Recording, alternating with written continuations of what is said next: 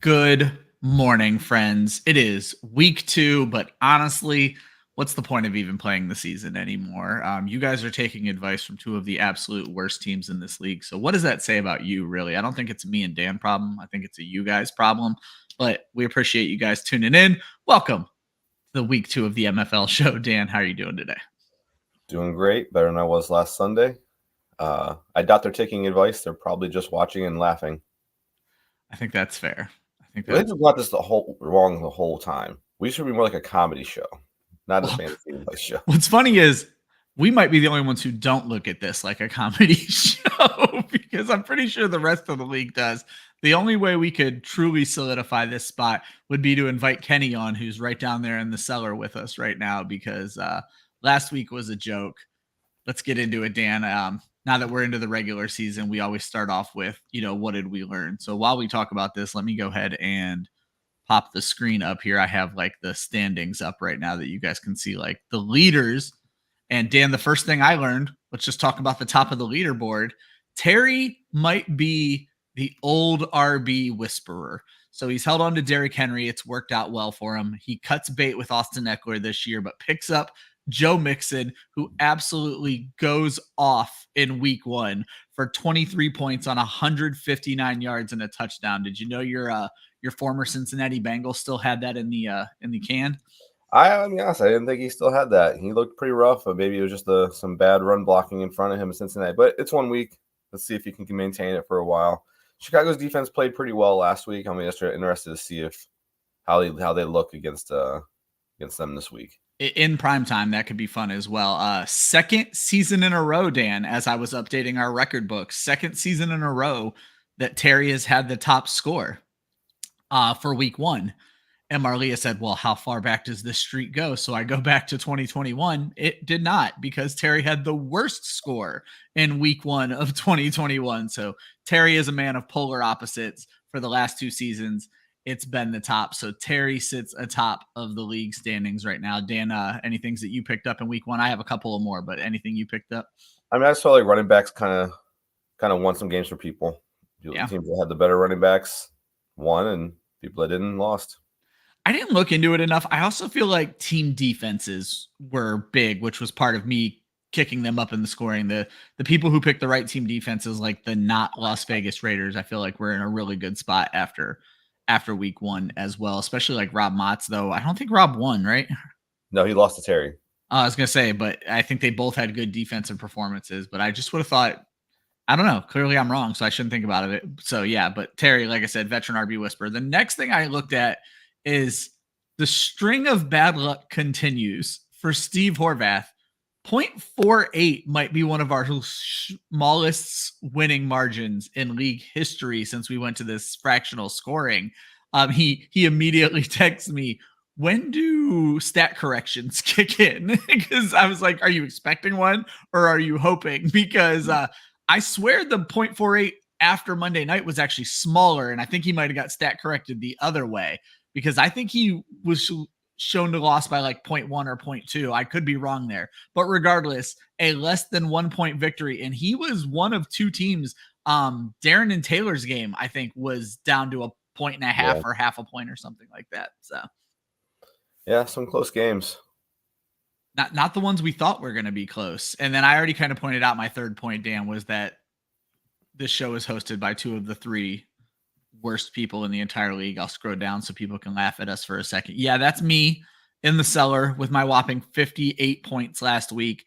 Kenny at 66, Dan at 71. And just to make fun of JR as well, we are the only 4 teams that did not manage 100 points or a win last week. Greg didn't get 100. Or no, I'm getting my teams confused here. Eric didn't get 100, but he pulled a win. Greg didn't get 100, but he pulled a win. So, not feeling good down here in the cellar, Dan. I was pretty excited when you didn't make it. When I saw McCaffrey wasn't playing, I said, I'm not going to have the lowest score this week. That's great. Yeah, and had to take the 0. I probably could have made a bigger push to try to get Jordan Mason, but I did not want to pay up for Jordan Mason. So instead, I'll have the league take note to the most recent comment on the right. Christian McCaffrey is for sale, and we don't need Achilles tendons. Trust me. It's not the cautionary tale of all of life. how bad you need an Achilles tendon. Just forget all of those stories and buy into the fact that you need Christian McCaffrey on your team right now. Dan, let's get into week 2. That would be scrolling back up. I'm just taking these in the order that they were received on my list. And Dan, I'll find this interesting. Darren, who has played this game with us for the last 2 seasons, is now going to get me his picks. So I'll be announcing his picks on the screen. And the last game on my list, Dan, is you versus Horvath. I would have called Phil versus Rob P my game of the week. Darren called you versus Horvath the game of the week. And because it was already last, I thought that was a sign. So you are going to be game of the week. You're going to be the last one we're talking about today. But unless I'm ever game of the week, I will always be first. Dan, this one got out of control quickly for Darren. Tua has one of the worst games of his life and then also gets another concussion, and a bad Tua game leads to a bad Tyreek game. Darren and myself both are picking me to win this game. I'm picking you to win without you even having your kicker or your defense in. I think you'll win without them. Or I will get them because 1, I could be in the draft lottery and I'm not going to screw that up this season. But 2, I know this is me just playing keep away with team defenses from the rest of the league. So I figured when I looked at your roster, that's what you were doing. But yeah, what's funny is this matchup would have been relatively even and probably would have picked Darren based on everything I looked at. But your quarterback and best wide receiver not performing kill you. And then I'm hoping I get to see Travis Kelce play well this week, which should give me a big advantage over, I think he has Foster Moreau or Jawan Johnson, one of the guys from the Saints.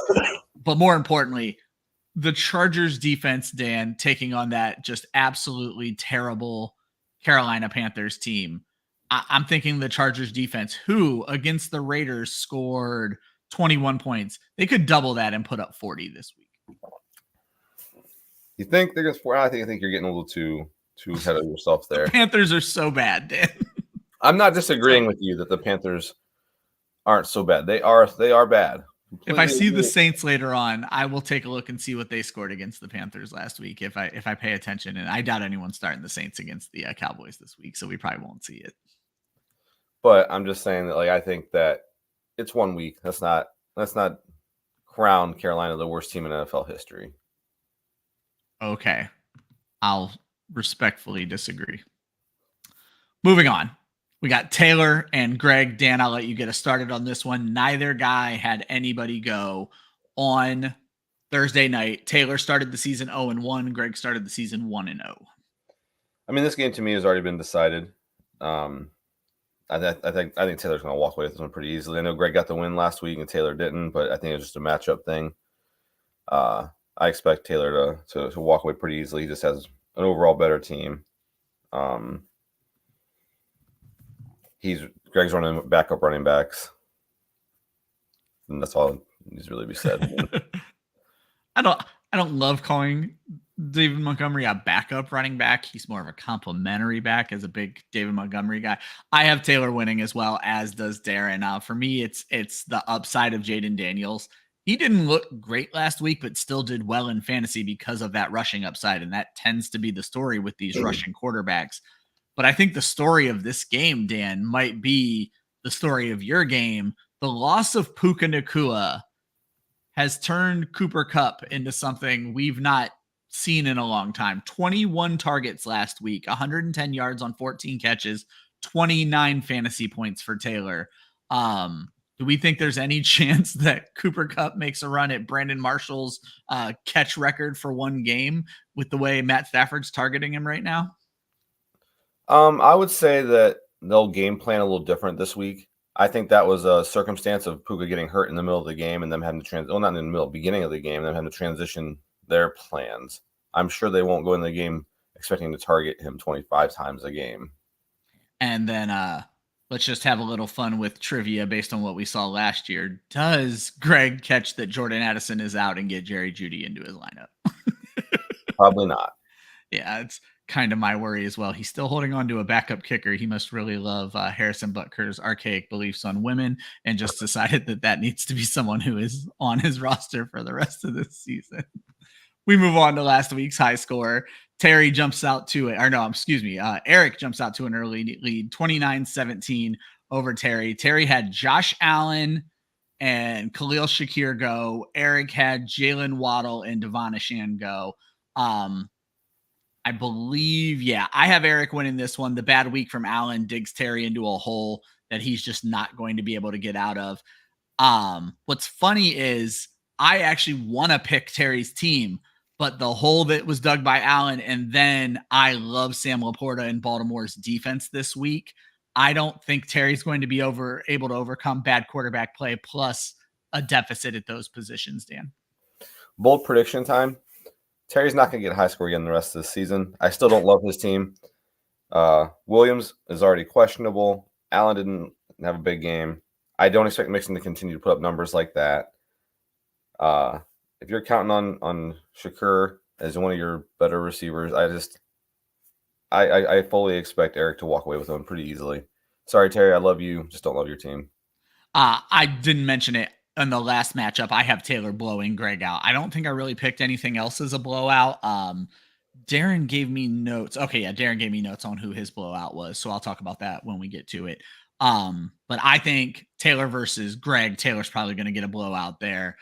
This one like I said, I don't love what Eric has left outside of Laporta and Baltimore, but it's the bad week by Allen. I'm not going to destroy Terry's team for the rest of the season. I will. I'm sorry, Terry. Moving on, we're going to go to Kenny and JR. JR off to a small lead, 9-4 right now. They had JR had Dalton Kincaid and his kicker, whereas Kenny had his IDP. So nobody who was major outside of Dalton Kincaid going in this matchup. Dan, I'll let you get us started. I think it's going to be a closer game, but I'm taking JR for the win. I don't love that he's had two guys go already and didn't even get 10 points out of them. Jared Goff is at home, so that'll be nice for him. We'll see how Tennessee played pretty well last week. Yeah, I'm interested to see how they play the second week to see if they're truly that good on defense because they really shut Chicago down. They did. Or is it just maybe Chicago isn't as good offensively as we expected them to be?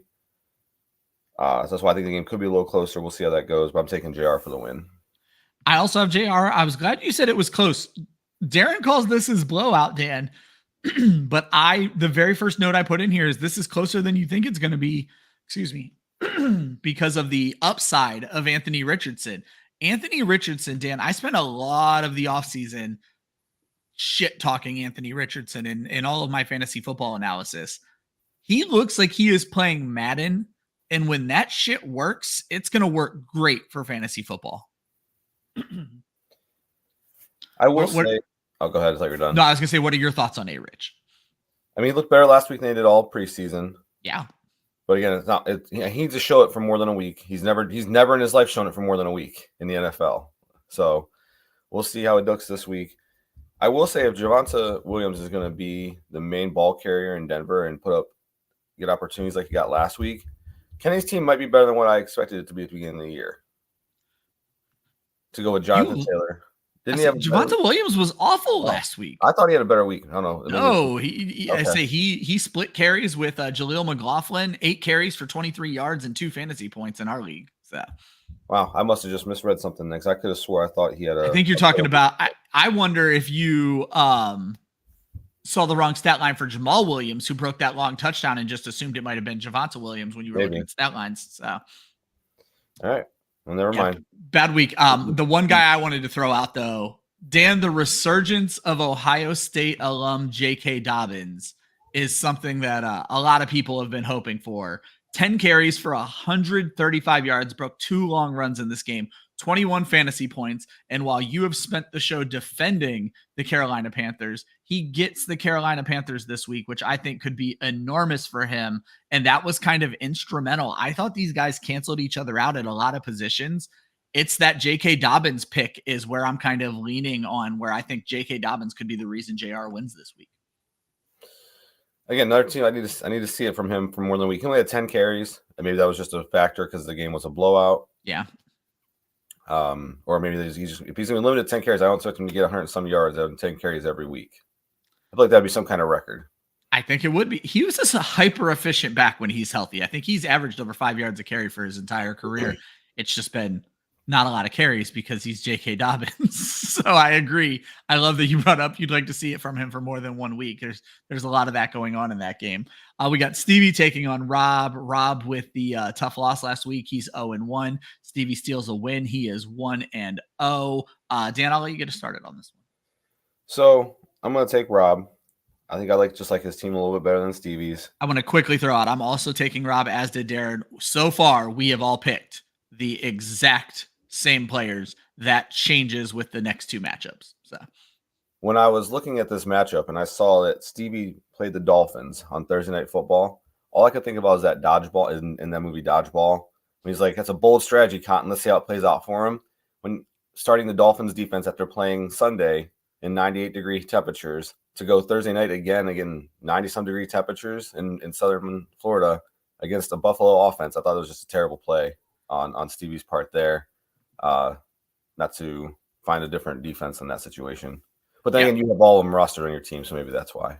So I also went Mott's, and the very first line of my dialogue is, he might win on the dud because of the dud from Miami. Also, Pittsburgh should eat this week against the aptly named Bo Picks out there in Denver, who doesn't have a problem turning the ball over. We saw good Pittsburgh against Atlanta, and I think they keep that run going this week. I think it's going to be another nice week on defense and IDP for Dan. There are Motts. There are a lot of cancellations in this game, but I do think defense, RB2, and flex. So those were the positions that I had eyeballed, because I think James Conner over Zach Moss, I think, is probably a win. But then I think the Devonta Smith over Jaden Reed. Jaden Reed comes in with a questionable tag, but far more questionable is the fact that he'll be catching balls from Malik Willis, Dan. No, I agree. Like I said, I think Rob's team is better set up this week for success versus what Steve has going for him. Steve had the luxury of playing a terrible team last week, so. Was that you? Yeah.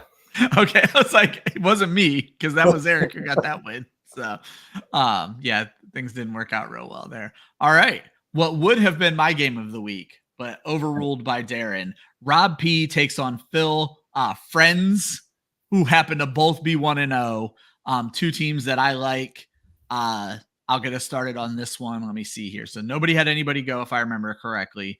So I'll keep the rosters up here. Let me get to my notes. So I have Rob P winning this. For the most part, I look at these two teams canceling each other out at almost every position, except I am going to give the advantage to Mark Andrews over Dallas Goedert. Don't really trust Dallas Goedert, and I think Mark Andrews is going to have a bounce back week. And I do not at all. You talked about the Miami defense. Washington, I believe, scored negative points last week. -3 fantasy points. I understand it's the Giants. That defense did not look good against Tampa Bay. I'm not sold on starting the Washington Commanders defense, even what should be an easy matchup. So I'm going to take Rob P in this one. For the most part, these are two very even teams, but I love the upside of Lamar Jackson. I think that connection with Mark Andrews is going to show back up this week. And again, don't trust that Washington defense, Dan. I want to pick Phil. I really do. I want to pick Phil just to go against you because you get so many of these wrong. And Darren picked Phil, just to throw that out there. But when I look at these rosters, I have to go with Rob. I can't take Phil. I think the quarterback matchup will be enough to get him over. I think Lamar Jackson going against that Raiders team looks like a superb matchup. I think Lamar's going to have a great week. That's kind of where I stand too. I've been meaning to mention this. I should have mentioned it when we started. Last week, Dan and I both go 4-3. Darren goes 6-1. So this is the first game where there's a difference. This is the chance for Darren to extend that lead. Excuse me. And Dan, that brings us to Darren's game of the week, which happens to be your game. Horvath versus you. You both start 0-1 last week, but man, did you start off with a pop. James Cook. 11 carries, 78 yards, 2 rushing touchdowns. And you know what? He decided to catch a ball and take it for a touchdown. 3 touchdowns on the Thursday night game has to have you feeling good, Dan. Darren said that James Cook was going to be enough to get you the win. I looked at this matchup, Dan, and I'm picking Horvath. I think Jordan Mason is going to save Horvath's week. He has to pace Cook, but I do think he could do it against that Minnesota defense. That is going to kill your edge at running back, and Horvath will beat any team in this league when we are comparing wide receivers. Justin Jefferson, CeeDee Lamb, and Xavier Worthy taking on your team minus Puka Nacua. I think your loss of Puka Nacua is what is going to end up costing you this matchup. I am taking Horvath, Dan. I don't blame you one bit. My team looked terrible last week. Before Thursday night's game, I would have took Horvath as well. But that 25-point cushion, I feel pretty good about. So I'm going to go ahead and go with myself. If New Orleans defense is for real and they slow down the Cowboys offense, which the Cowboys offense didn't look great last week against the Browns, and just the Browns beat themselves basically. Oh, 100%. San Francisco's defense against Justin Jefferson. Do you trust Minnesota's quarterback to have big games like he did last week? Every week, certainly not. There's a level of revenge game here, but is Sam Darnold really a revenge game type guy? Not really. I just don't think San Francisco can cover anybody, and so I think Justin Jefferson is going to eat. San Francisco was bad against the wide receiver last year, and then just gave up 2 touchdowns to Allen Lazard last week.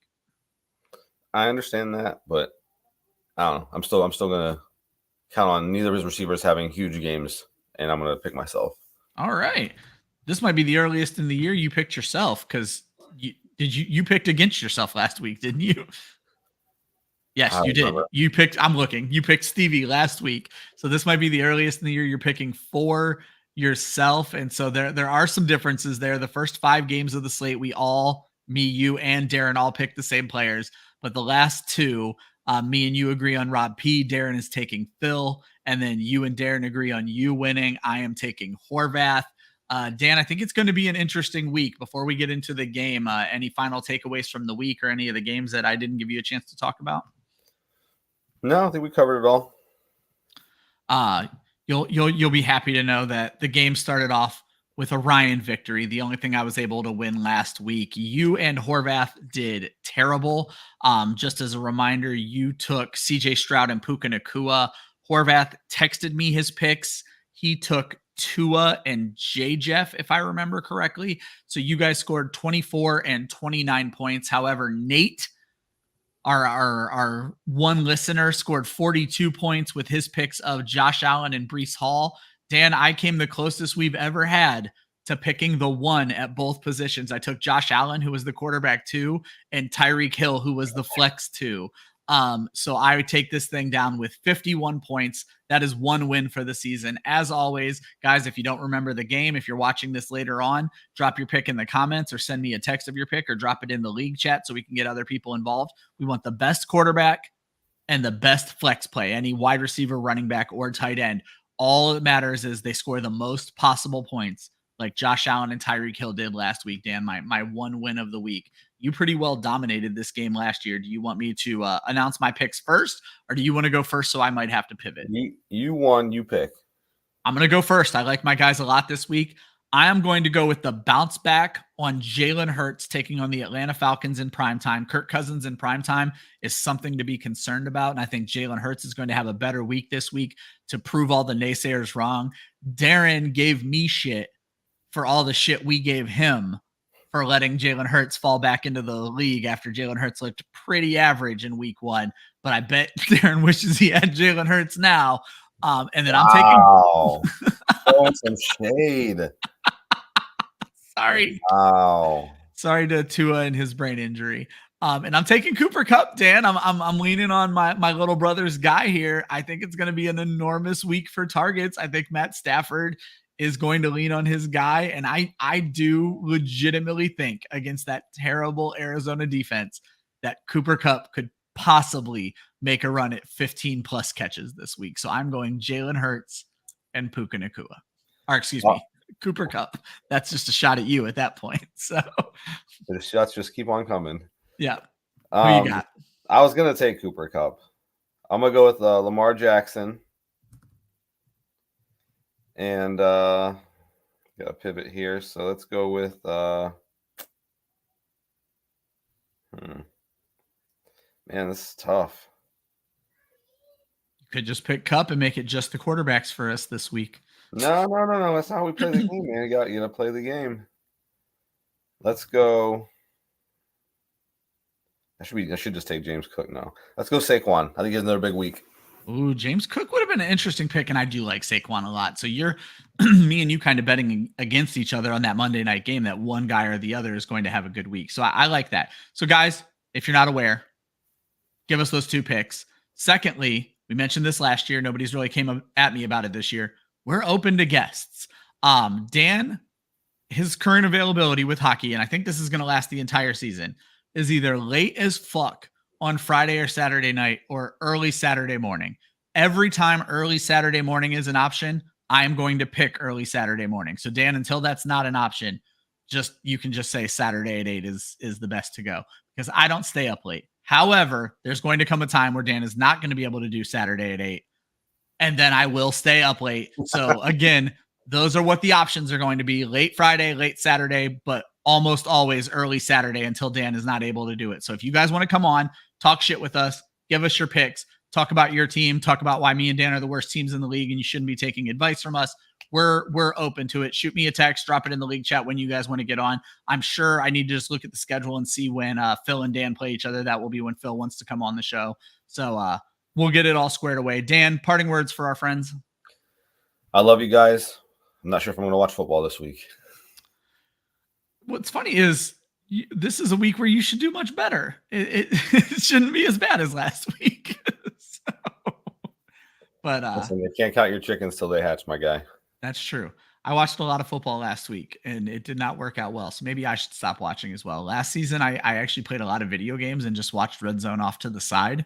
Maybe I need to get back to that because week 1 was a disaster. But week 2, we get back on track. Good luck to everybody except Darren. But Darren, can I really wish you bad luck? Thursday night was all the bad luck that you're ever going to get in fantasy football. What a terrible week. What a terrible time to be a Dolphins fan. What a terrible time to play me in this league.